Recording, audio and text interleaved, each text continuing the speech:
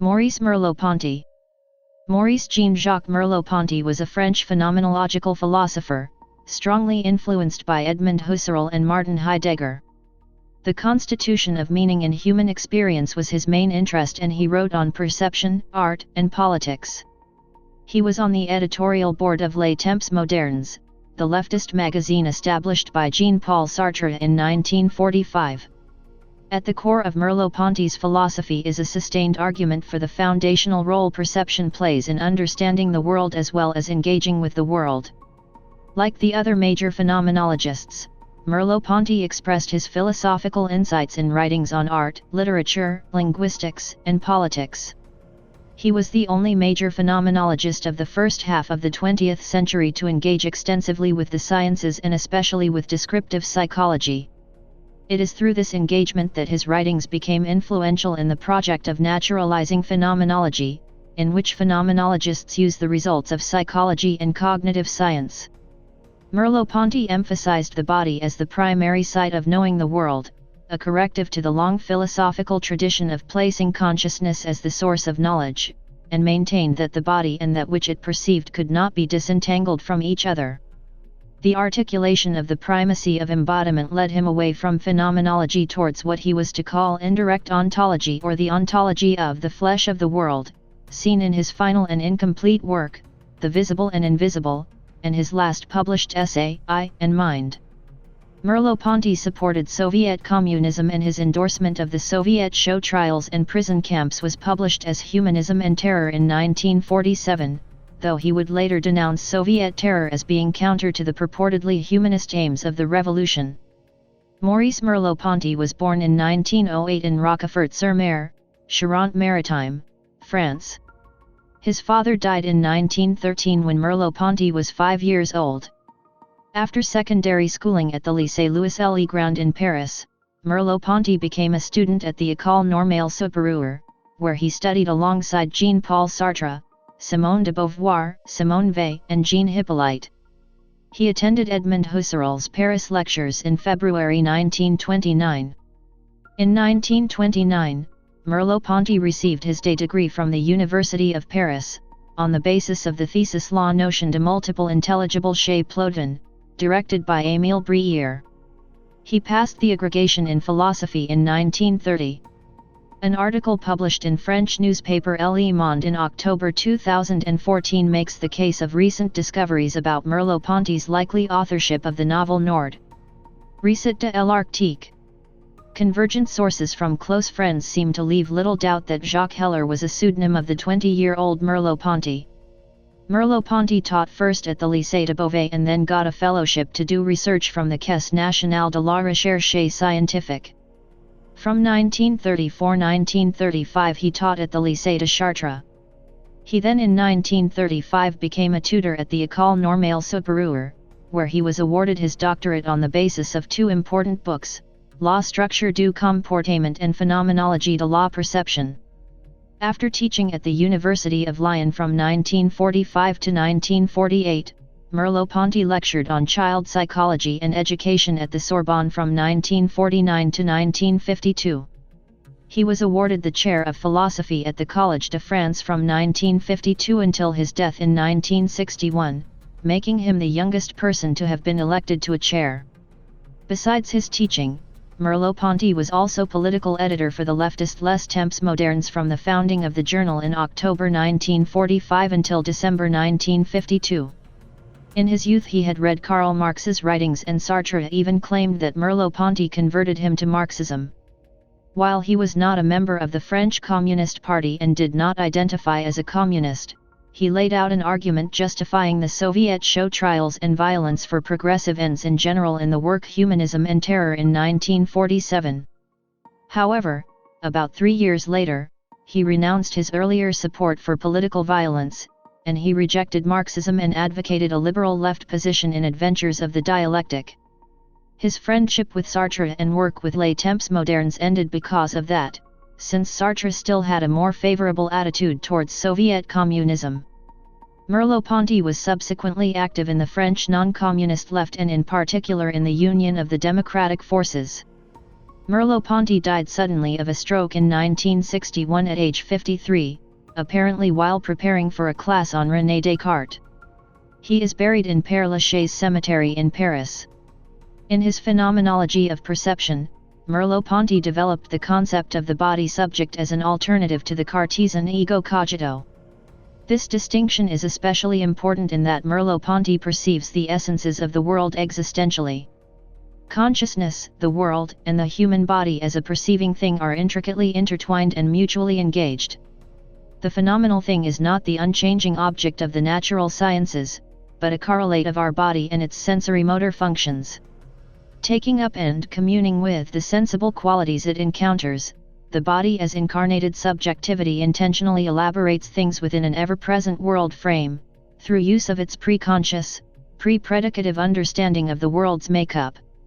The elaboration, however, is inexhaustible. Things are that upon which our body has a grip, while the grip itself is a function of our connaturality with the world's things. The world and the sense of self are emergent phenomena in an ongoing becoming. The essential partiality of our view of things, their being given only in a certain perspective and at a certain moment in time, does not diminish their reality, but on the contrary establishes it, as there is no other way for things to be co-present with us and with other things than through such abscatogen. The thing transcends our view, but is manifest precisely by presenting itself to a range of possible views. The object of perception is immanently tied to its background to the nexus of meaningful relations among objects within the world. Because the object is inextricably within the world of meaningful relations, each object reflects the other. Through involvement in the world being in the world, the perceiver tacitly experiences all the perspectives upon that object coming from all the surrounding things of its environment, as well as the potential perspectives that that object has upon the beings around it.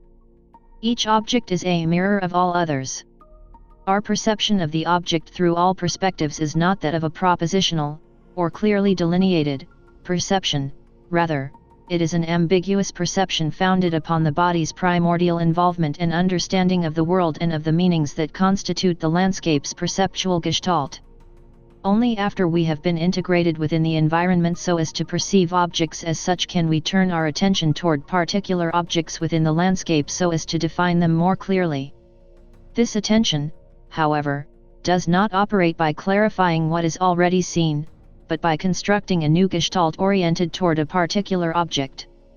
Because our bodily involvement with things is always provisional and indeterminate, we encounter meaningful things in a unified though ever open-ended world. From the time of writing Structure of Behavior and Phenomenology of Perception, Merleau-Ponty wanted to show, in opposition to the idea that drove the tradition beginning with John Locke, that perception was not the causal product of atomic sensations. This atomist causal conception was being perpetuated in certain psychological currents of the time, particularly in behaviorism. According to Merleau-Ponty, perception has an active dimension, in that it is a primordial openness to the life world. This primordial openness is at the heart of his thesis of the primacy of perception. The slogan of Husserl's phenomenology is "All consciousness is consciousness of something," which implies a distinction between acts of thought and intentional objects of thought. Thus, the correlation between noesis and noma becomes the first step in the constitution of analyses of consciousness. However, in studying the posthumous manuscripts of Husserl, who remained one of his major influences, Merleau-Ponty remarked that, in their evolution, Husserl's work brings to light phenomena which are not assimilable to noesis-noma correlation. This is particularly the case when one attends to the phenomena of the body, subjective time, and the other. The distinction between acts of thought and intentional objects of thought does not seem, therefore, to constitute an irreducible ground. It appears rather at a higher level of analysis. Thus, Merleau-Ponty does not postulate that all consciousness is consciousness of something, which supposes at the outset a noetic-noematic ground. Instead, he develops the thesis according to which all consciousness is perceptual consciousness. In doing so, he establishes a significant turn in the development of phenomenology, indicating that its conceptualizations should be re-examined in the light of the primacy of perception, in weighing up the philosophical consequences of this thesis.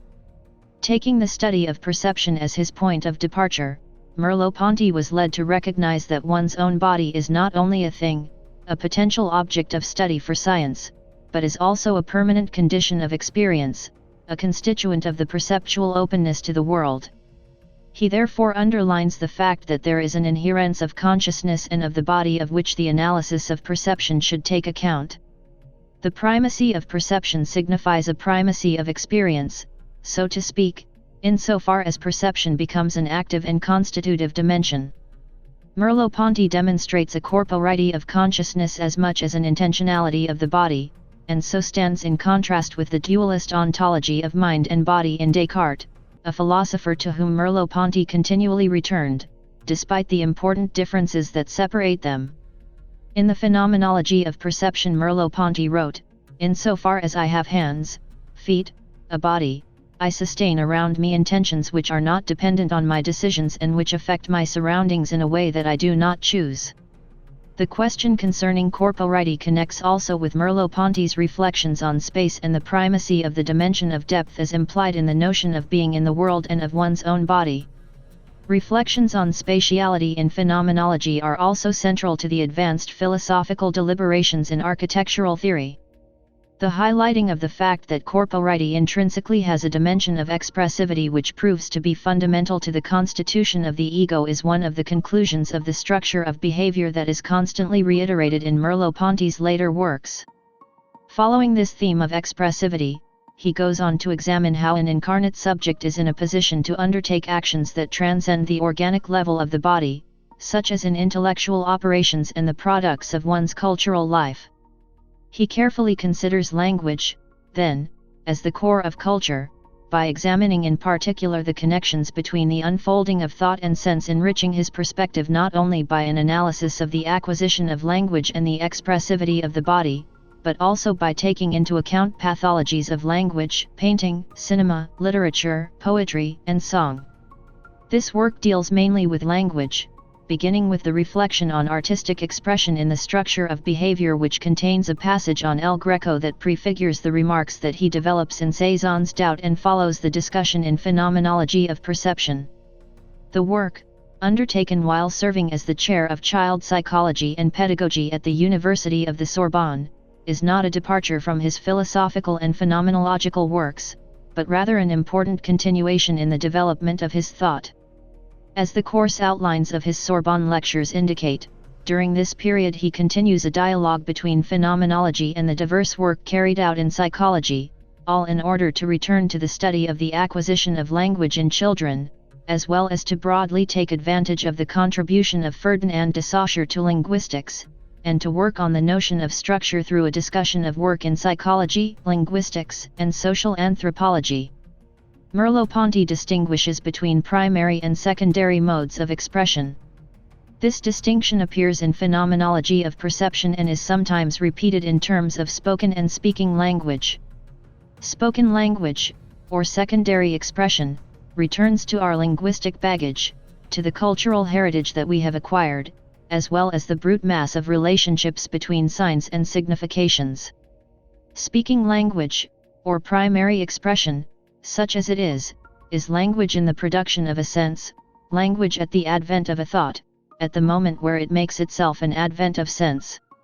It is speaking language, that is to say, primary expression, that interests Merleau-Ponty and which keeps his attention through his treatment of the nature of production and the reception of expressions, a subject which also overlaps with an analysis of action, of intentionality, of perception, as well as the links between freedom and external conditions.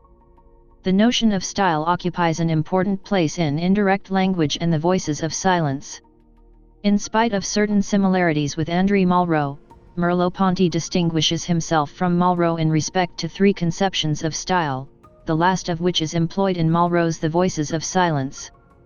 Merleau-Ponty remarks that in this work style is sometimes used by Malraux in a highly subjective sense, understood as a projection of the artist's individuality. Sometimes it is used, on the contrary, in a very metaphysical sense, in which style is connected with a conception of a Neuber artist expressing the spirit of painting.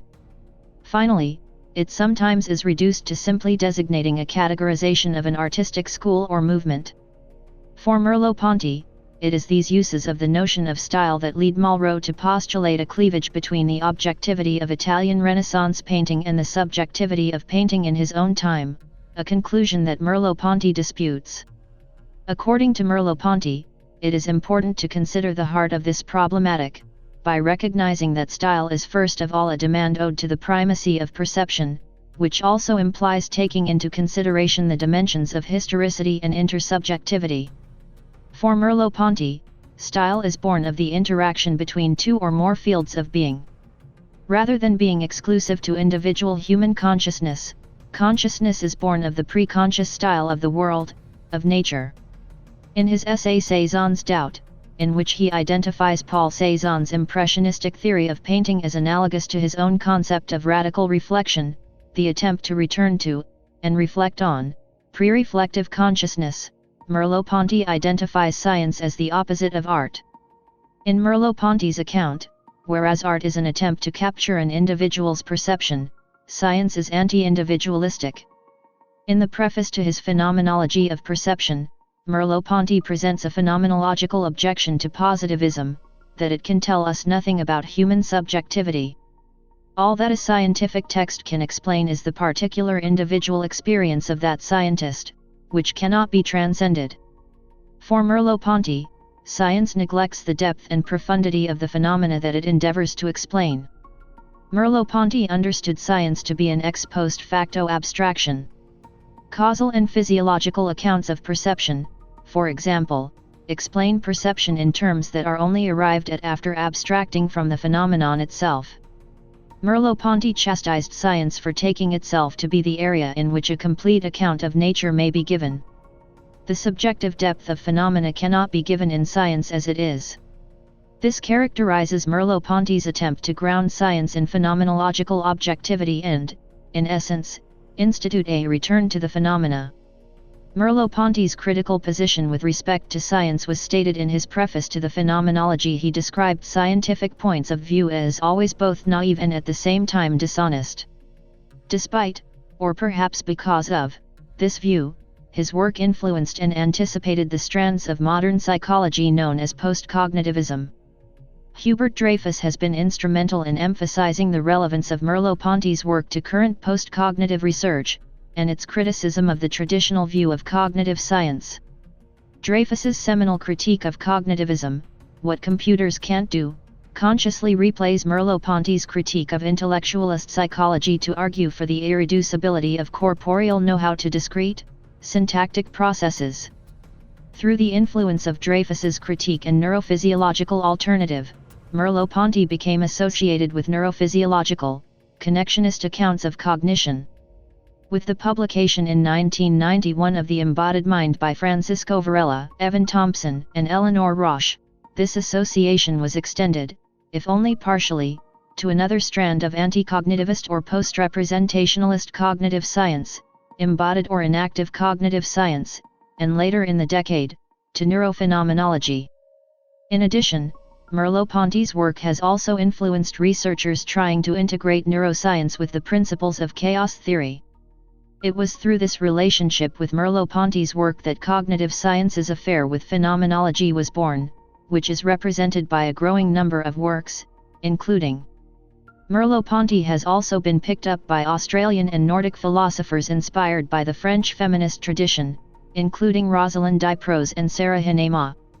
Diprose's recent work takes advantage of Merleau-Ponty's conception of an intercorporeity, or indistinction of perspectives, to critique individualistic identity politics from a feminist perspective and to ground the irreducibility of generosity as a virtue, where generosity has a dual sense of giving and being given. Hinema has argued for a rereading of Merleau-Ponty's influence on Simone de Beauvoir.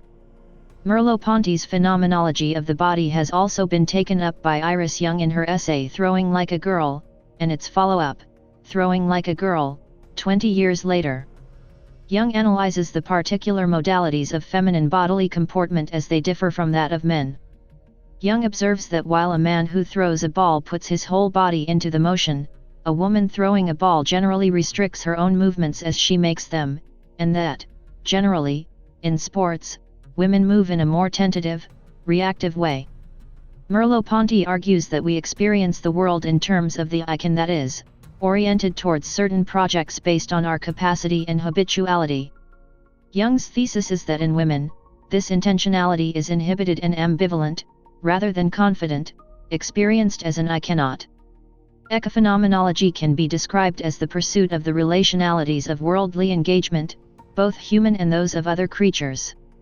This engagement is situated in a kind of middle ground of relationality, a space that is neither purely objective, because it is reciprocally constituted by a diversity of lived experiences motivating the movements of countless organisms, nor purely subjective, because it is nonetheless a field of material relationships between bodies.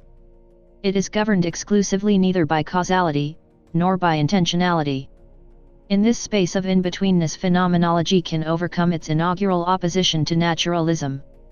David Abram explains Merleau-Ponty's concept of flesh as the mysterious tissue or matrix that underlies and gives rise to both the perceiver and the perceived as interdependent aspects of its spontaneous activity, and he identifies this elemental matrix with the interdependent web of earthly life.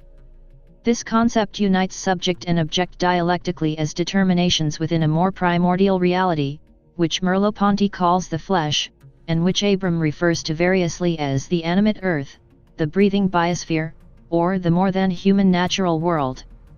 Yet this is not nature or the biosphere conceived as a complex set of objects and objective processes, but rather the biosphere as it is experienced and lived from within by the intelligent body, by the attentive human animal who is entirely a part of the world that he, or she, experiences.